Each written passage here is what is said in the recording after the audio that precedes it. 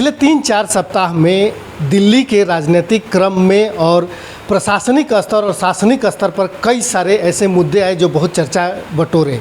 इन सब विषयों पर बात करने के लिए आज हमारे साथ हैं प्रिंस अग्रवाल, जो उत्तर पूर्वी जिला भाजपा में युवा मोर्चा में कोषाध्यक्ष हैं।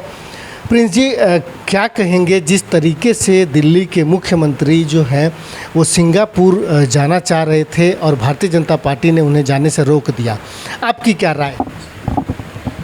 नमस्कार।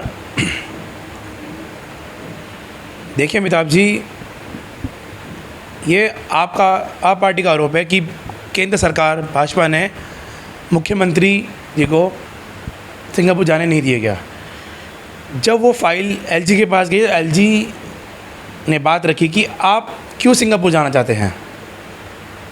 जब वो कार्यक्रम देश विदेश के मेयरों का कार्यक्रम है, तो एक मुख्यमंत्री वहाँ जाके क्या दिखाना चाहते हैं। और जब होम मिनिस्टर ने फाइल पास करी, कहा गया कि अच्छी कि आपको जाना चाहते हो जा सकते हैं, तो आप अपने खर्चे पे जाएं, तो इस बात ने कहा गए कि हम अपने खर्चे पे क्यों जाएं। आपसे दिल्ली संभाली जाती नहीं है, आप भारत के अलग स्टेट में भागते हैं, देश से बाहर भागना चाहते हैं, सिर्फ आप भागना ही चाहते हैं। आप देखिए दिल्ली में कितना बुरा हाल है, सड़कें टूटी पड़ी हैं, नाले सफाई हो नहीं रहे हैं, बारिश हो रही है, जगह जगह पानी भर रहा है। फिर आप कहते हैं कि दिल्ली एमसीडी काम नहीं कर रही है। दिल्ली के एमसीडी के जितने भी नाले हैं आप जाके देखिए, बहुत अच्छी हालत में पहले से बहुत साफ़ हो चुके हैं, उनके सीट भी उठ रहे हैं, लेकिन आपको जितने भी पीडब्ल्यूडी के नाले हैं वो सफाई नहीं हो रहे हैं। आपको बस हर जगह जाकर दिखाना दिल्ली मॉडल देखिए, दिल्ली मॉडल देखिए। क्या दिल्ली मॉडल दिखाना चाहते हैं? अभी जो बच्चों के 10वीं 12वीं के बच्चों के रिजल्ट आए हैं, उसमें भी दिल्ली सरकार के स्कूल है वो पीछे हो गए हैं। ऐसे बहुत से कारण हैं जो सिर्फ अरविंद केजरीवाल चिल्लाते रहते हैं, काम नहीं करते हैं, ना वो करते हैं ना उनकी टीम। अब जो है शराब नीति को वापस लेने की बात कही जा रही है कि सरकार जो है इस नई शराब नीति को वापस ले रही है। क्या आपको क्या लगता है कि भारतीय जनता पार्टी का दबाव या उसका मांग, उसके आंदोलन काम आए? निश्चित तौर पे देखिए, ये खाली भाजपा का आवाज़ नहीं थी कि ये पॉलिसी गलत है, ये दिल्ली की जनता की आवाज़ थी जो अरविंद केजरीवाल जी ने नहीं सुनी, भाजपा ने सुनी। जो अरविंद केजरीवाल कहते हैं कि मैं ये लागू करूंगा, दिल्ली जनता से पूछे करूंगा, मैं ये लागू करूंगा तो मैं दिल्ली जनता से पूछे करूंगा। वो सिर्फ कहते हैं, जनता से कुछ नहीं पूछते। दिल्ली जनता की आवाज़, दिल्ली की महिलाओं बच्चों की आवाज़ भाजपा ने सुनी, जो उनकी आवाज़ को बुलंद करके विधानसभा में, सड़कों पर उनका खुला विरोध किया गया। हाई कोर्ट, सुप्रीम कोर्ट में भी याचिका दायर करी गई, और ये करीब 1.5-2 साल की मेहनत और मशक्क़त के बाद जो अरविंद केजरीवाल जी भी माने हैं कि हाँ, इनकी पॉलिसी गलत है, इसमें भ्रष्टाचार के आरोप भी हैं, अपने व्यापारी दोस्तों को काफ़ी बड़े लेवल पे छूट भी दी गई। तो अब उन्हें लगता है कि हाँ, क्योंकि पॉलिसी गलत है इसलिए वो बैकफुट पे गए हैं।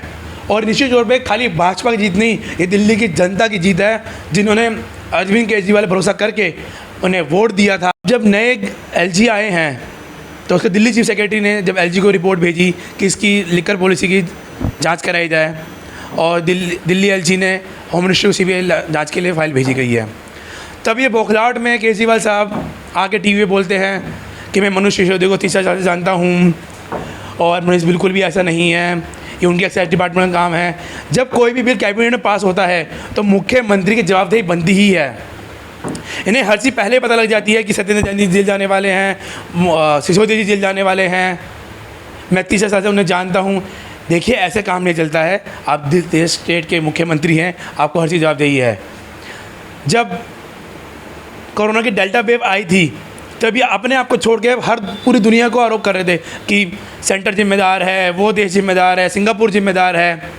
ये हमेशा अपने आप को छोड़ के हर कोई जिम्मेदार ठहराते हैं।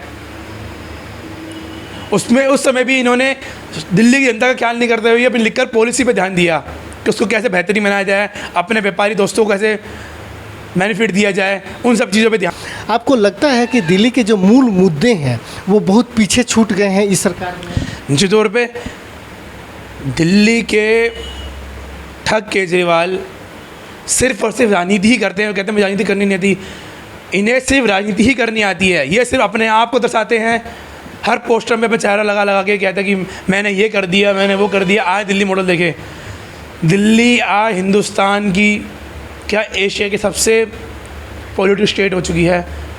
सड़कें बिल्कुल ख़राब हो चुकी हैं। सिर्फ और सिर्फ ये कहते हैं कि मुझे राजनीति करनी नहीं आती, फिर ये हर चुनाव में हर स्टेट में भगते हैं। अब ये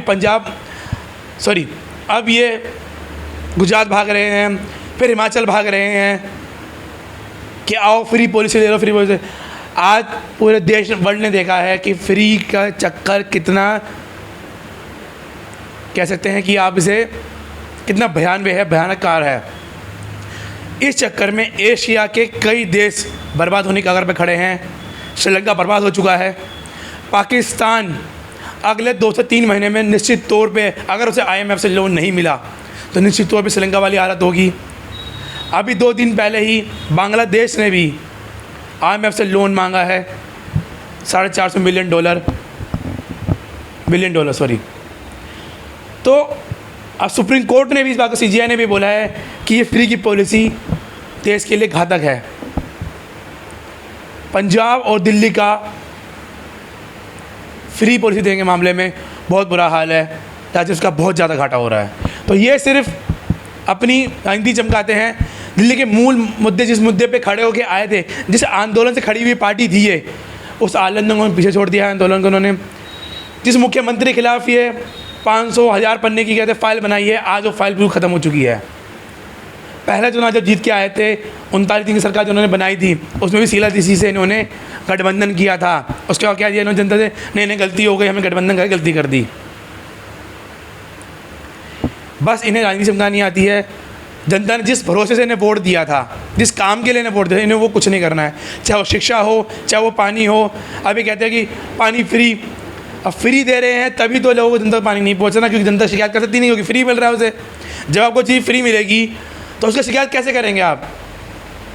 डिमांड 20 mg, 17 mg, 15 mg की है, मिल 5-6 mg रहा है, जनता कहाँ जाएगी? फिर ये बोलते हैं हरियाणा हमें पानी नहीं दे रहा है, हमें वो पानी नहीं दे रहा है, हमें वो सप्लाई नहीं मिल रही है, सेंटर काम करने। हमेशा ठीक है दूसरों पे ही फोड़ते हैं, कभी खुद भी कुछ कर लीजिए।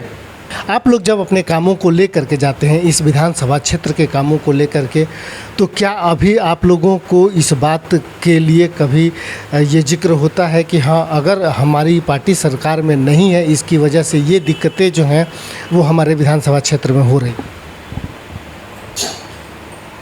निश्चित तौर पे आज से जब 2.5 साल पहले हमारे क्षेत्र के विकास पुरुष बड़े भाई अजय महावर जी जब विधायक बने थे, तब शुरू में दिल्ली सरकार ने दिक्कतें करी, देते थे, कुछ फंड दिया गया, लेकिन हमारे विधायक अजय महावर जी ने दिल्ली सरकार सब गलत पॉलिसी के खिलाफ बोलना शुरू किया, विधानसभा में सड़कों पे बोलना शुरू किया। तो इसके खिलाफ जाके अरविंद केजरीवाल ने हमारे क्षेत्र का फंड रोक दिया गया, 12 फंड रोक दिया। क्यों? वो कहते हैं कि जो विधायक मेरे खिलाफ बोलेगा उसको फंड, उसको डेवलपमेंट चीज़ें नहीं मिलेंगी। लेकिन उसके बाद भी हमारे बड़े भाई अजय महावर जी लड़ के अपना फंड लेके आते हैं, जितना उनसे हो पाता है। अपने क्षेत्र का विकास लगातार करते आ रहे हैं और आगे भी करते रहेंगे, और क्षेत्रीय जनता उन्हें पूरा समर्थन करती है और अरविंद केजरीवाल का पूर्णतः विरोध करती है। तो ये थे प्रिंस अग्रवाल, जिनसे हम बात कर रहे थे दिल्ली के अलग अलग मुद्दों पर। शराब की नीति वापस लेने को लेकर के न सिर्फ प्रिंस अग्रवाल बल्कि अनेक लोगों में इस बात को लेकर के उत्साह है, जो शुरुआत से ही इस शराब नीति का विरोध कर रहे थे। और अब जब दिल्ली में शराब नीति वापस लेने की बात कही जा रही है, ऐसे में कई सारे सवाल फिर खड़े होते हैं कि क्या जिस भ्रष्टाचार का आरोप भारतीय जनता पार्टी ने लगाया था कि इस लिकर पॉलिसी में उप मुख्यमंत्री मनीष सिसोदिया से लेकर के दूसरे कई ऐसे अधिकारी और नेता भी रहे हैं जो इस लिकर पॉलिसी में कहीं ना कहीं भ्रष्टाचार करते हुए बड़ी पैसे की हेर फेर की है, बावजूद इसके ये सवाल अभी भी हैं कि अगर लिकर पॉलिसी वापस होती है तो क्या उन सब विषयों की जांच होगी और जांच होने के बाद उन पर किस तरीके से कार्रवाई होगी।